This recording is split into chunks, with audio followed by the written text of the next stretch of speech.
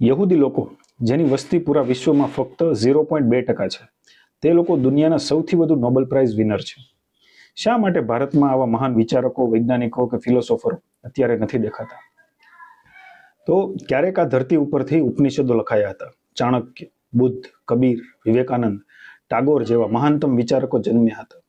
પણ આજ ભારતમાંથી એક પણ સાચો વિચારક કેમ નથી ઉગતો?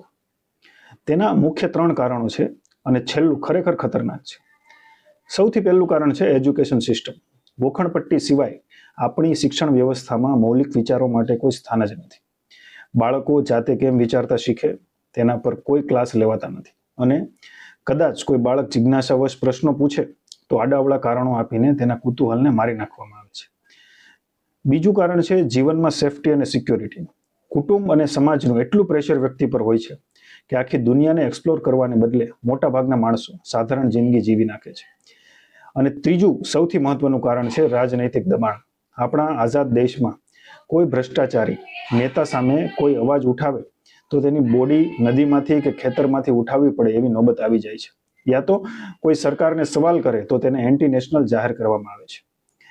ભારતને ફરી વિચારકો જોઈએ છે અને એ શરૂઆત તમે કરી શકો છો એક સાચો પ્રશ્ન પૂછીને.